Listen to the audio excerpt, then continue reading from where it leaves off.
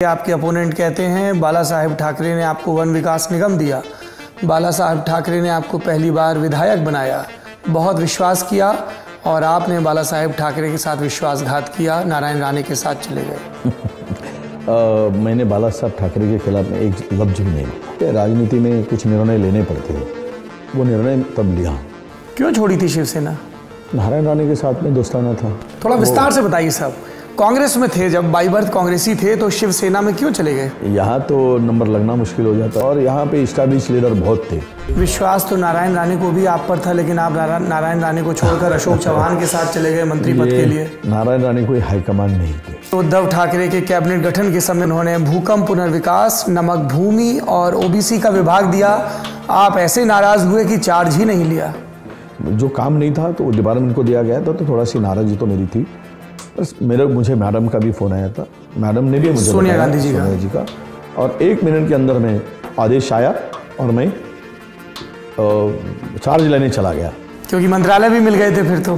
क्या कहा सोनिया गांधी जी ने आपको? वो बाद में मिले। सोनिया जी ने क्या कहा फोन पे? आपके साथ आगे निश्चित रूप से जस्टिस। देवेंद्र फडणवीस कहते हैं कि जब क्राइसिस होती है तब इनकी पार्टी को वडवेत्ती साहब याद आते हैं, वैसे नहीं आते हैं। जब कोई छोड़ के, राधा साहब विखे पाटिल छोड़ के गए तो बना दिया गया।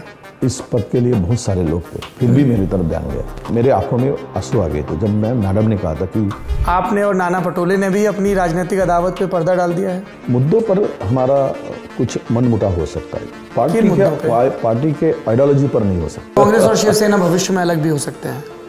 देखिए आगे क्या पढ़ा है क्या लिखा है ये तो बता नहीं सकते।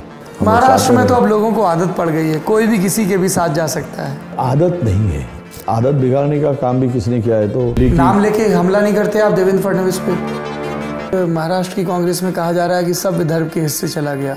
नाना पटोले प्रदेश अध्यक्ष विदर्भ से, वडवेत्तीवार साहब विदर्भ से, फिर वेस्टर्न महाराष्ट्र को क्या मिला, मराठवाड़ा को क्या मिला, खानदेश को क्या मिला, कोंकण को क्या मिला? ये ऐसे है, हाईकमान हमारी इस बारे में निर्णय लेती है। पर अगर इतना ही पैन महाराष्ट्र बात होती तो आपके आधे से ज़्यादा टिकट सिर्फ विदर्भ में क्यों होते हैं? देखो हम लोग मेरिट पे ये डिसाइड किया है। आप पर भी एक इल्ज़ाम लगता है अभद्र टिप्पणी का। आपने अब जो भाजपा की सांसद हैं कंगना रनौत, एक्ट्रेस, उनके लिए बहुत ही अपमानजनक ढंग से नचनिया शब्द का इस्तेमाल किया था। Do you regret this? उन्होंने जो टिप्पणी की थी हाईकमान पे, उनकी उस कद की नहीं थी। वो भी सोनिया गांधी पे टिप्पणी की थी, वो भी तो एक महिला थी। कोई आदमी गुस्सा में इस बात को टिप्पणी कर देता है।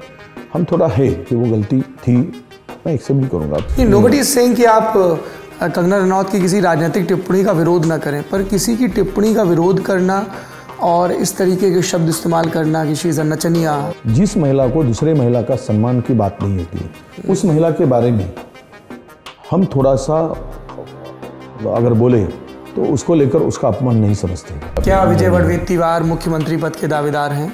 मुझे नहीं लगता है। देख लीजिए सर, इनकार कर देंगे तो लोग कहेंगे कि आप ही मना करते फिर रहे थे कि सीएम नहीं बनना है। मैं खुद, या आप कितना भी बोले तो निर्णय तो मेरे हाथ में नहीं है। मन है? मन है? मन में